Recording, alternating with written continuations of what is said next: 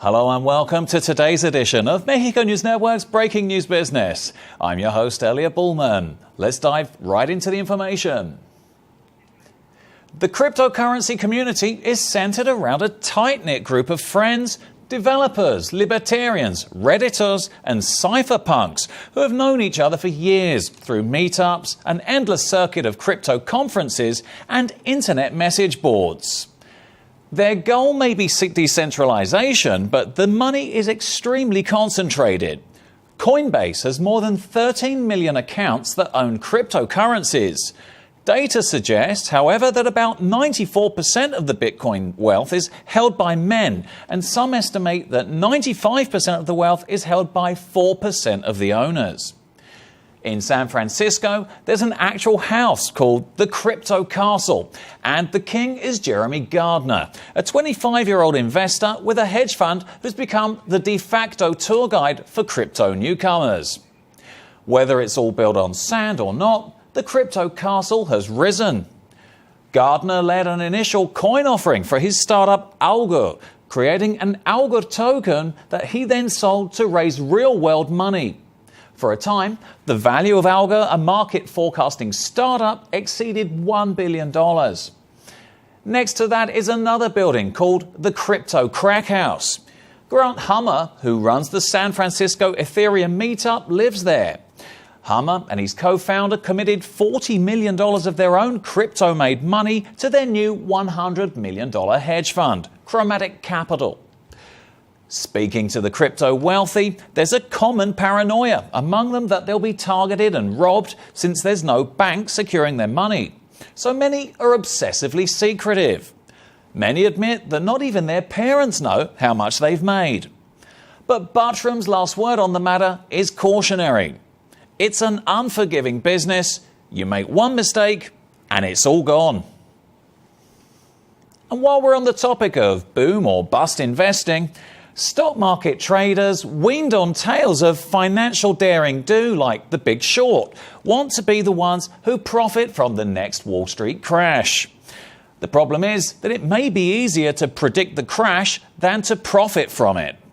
To make money from a decline in prices, you can sell short, buy put options, or switch from risky to defensive assets. Success requires an accurate estimation of the timing and amplitude of any shift in valuations. You need to forecast the asset classes and markets that will be affected, as well as vectors of contagion. In 2008, the funds that made stellar returns from subprime losses used derivatives, primarily credit default swaps. Many of the traders who anticipated the 2008 crash early weren't able to benefit because they were forced to close out positions prematurely due to margin calls.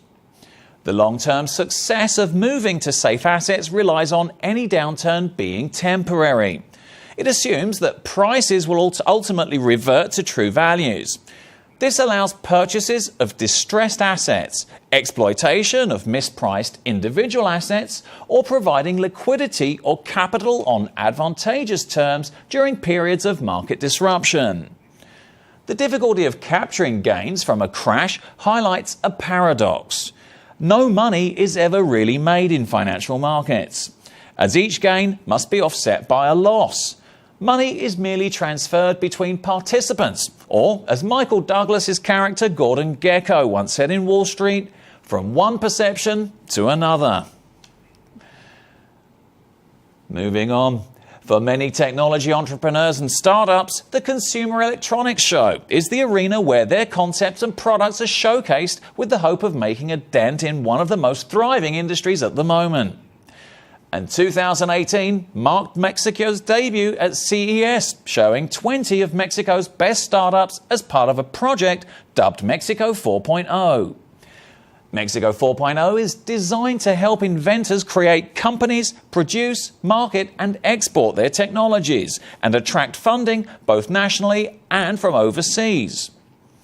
According to Rogelio Garza, Undersecretary of Industry and Commerce in Mexico, between 7 and 10 million pesos were invested for this project. Among the exhibitors were Happiness, a virtual reality platform that offers experiences focused on reducing stress and anxiety in the workplace. Other innovations from Mexico included 3D printing technology. 3D printing is a key category for startups like MakerMex, particularly because it allows them to work with companies like Nissan, which have manufacturing plants in Mexico. According to the manufacturing firm, the Offshore Group, automakers from all over the world have invested more than $13 billion to build their products in Mexico. And finally, let's turn to the markets.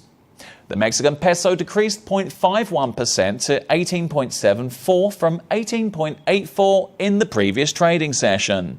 On the other hand, the IPC Mexico increased 0.47% to 49,369 from 49,136 in the previous trading session.